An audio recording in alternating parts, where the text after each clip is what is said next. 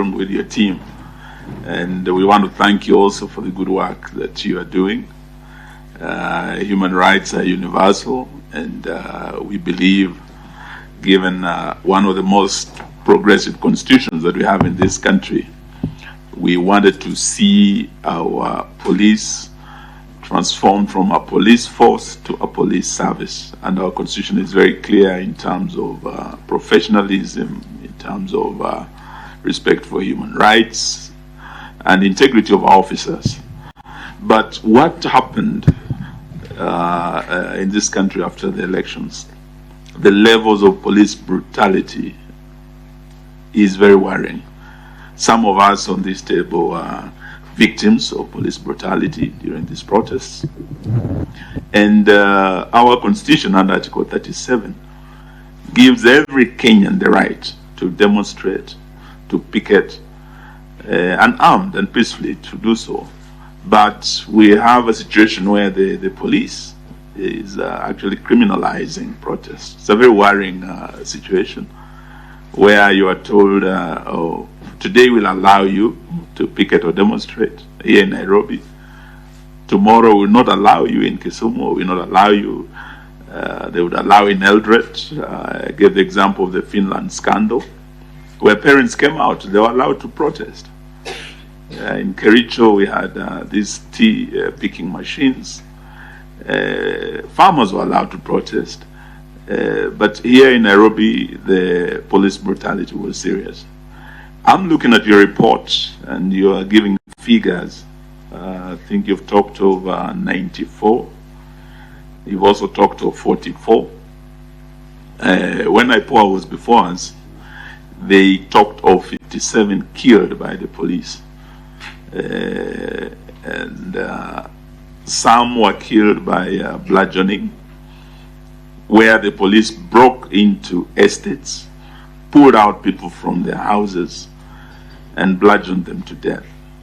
I buried two of the Nyalenda brothers, Brian and William, very young boys, and it was a very, very sad story. You've referred us to Precious Kemunto, a little baby with a mother in her home, where police break in and throw tear gas in residential areas, and the poor baby suffocated to death. But the majority of the deaths, from what we witnessed, were actually from police bullets. Most of those killed were young fellows, 18 to 30. The bullet wounds, when we looked at the postmortem reports, the death certificates, were from bullets from behind, in the back. Some were shot in the head, running away from the police. Our laws require use of firearms in the prescribed way, where the police are either threatened or they are saving lives.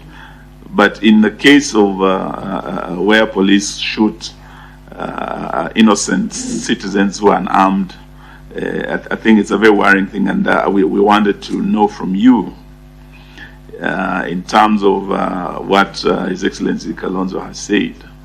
There is this concern, not just nationally but internationally, of the Kenyan police, who have this year shown very serious disregard for human rights, going outside our borders, 1,000 of them going to Haiti. Of course, it's a matter that we are hoping our parliamentarians will take up so that it is properly debated, whether we should be a country sending our young men in harm's way when there are neighboring countries there that have refused to do so for good reasons. And these are some of the things that we are looking at in terms of the reforms.